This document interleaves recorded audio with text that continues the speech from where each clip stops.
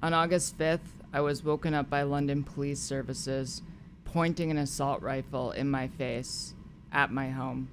I was told later that at 6 a.m. that morning, an email impersonating me was sent to every city councillor in the City of London, Ontario, stating that I have an illegal firearm, that I killed my mother, and that I plan to go to City Hall and shoot every cisgender person I see. I was shown the email while I was being interrogated in police custody. While the emails were riddled with grammatical errors and read more like something a troll would say than something I would sincerely say, the police took it seriously. Not only that, the email said my name was Clara Sorrenti, but also stated what my dead name was. It was an obvious attempt to make the police humiliate me. During the arrest, the police officer referred to me by my dead name. I was booked in the station under my dead name. The police, when talking to my mother, referred to me as her son. This is despite the fact that I have run as both a member of parliament and a member of provincial parliament under my name, Clara Sorrenti. The fact that a fake email led to London Police Services booking me under my dead name reveals the prejudice that many police have towards transgender people. This is despite the fact that the email contained my real name before ever even mentioning my dead name. This is one of the property bags returned to me after I was released from custody. All of the property bags returned to me have Roberts written on them. Roberts was my last name until I legally changed my name first to Kaylee Sorrenti on January 25th, 2012, and then later to Clara Sorrenti on March 7th, 2018. When I changed my name, I took my mother's maiden name. My last name has not been Roberts in over 10 years. The only reason that Roberts is on the property bags is because I was booked under my dead name. A search warrant was issued, which I have a copy of here. They were looking for a handgun, ammunition, cartridges, cleaning tools, a gun case, cell phones, and computers.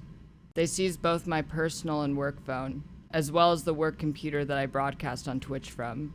Not only that, but the police seized my fiancé's cell phones and laptop, as well as their external drive, which contained the only copy of their PhD thesis and other important university documents.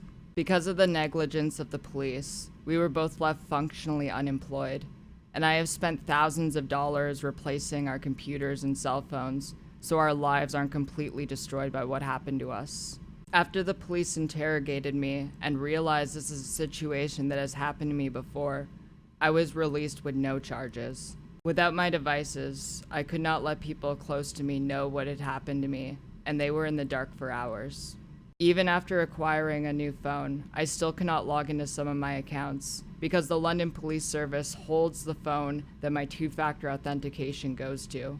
This same situation happened just over a week ago, on Sunday, July 31st, in a city I don't live in, Toronto. On that day, I talked to Sergeant Nathan Gibson after someone impersonating me made similar threats to Toronto politicians.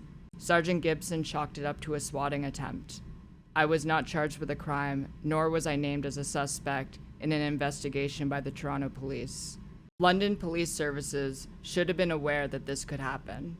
In fact, my brother called London Police Services on March 27th in a conversation lasting 9 minutes and 16 seconds to see if my family could be put on a no swatting list, only to be treated like we were wearing tinfoil hats and completely dismissed. They told my brother things would be fine. They were wrong. Despite getting a search warrant to search my home and finding no guns, as well as my mother alive and well, I am still a suspect in the investigation by London Police Services.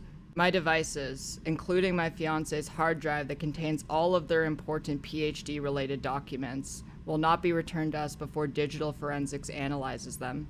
This is a process my lawyer advised me could take months. Swatting is a crime. Identity theft is a crime.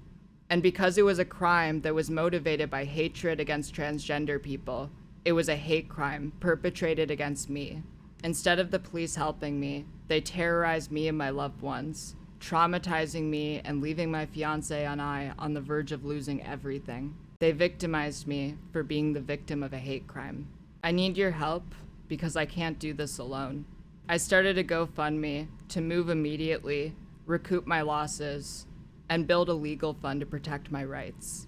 I have been subject to emotional damages, financial damages, blatant violations of the Human Rights Act, and discrimination on the basis of gender identity and expression. I was also subject to unjust seizures, which not only affected my livelihood, but has severely disrupted the work that my fiancé is doing in their doctorate program, and has the potential to impact whether or not my fiancé finishes their doctorate.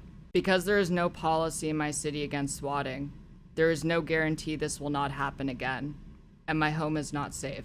If you are a journalist or someone who works in media and you want to reach out to me for comment, you can reach me at inquiries@keffals.info. I'll leave all additional information and links in the description.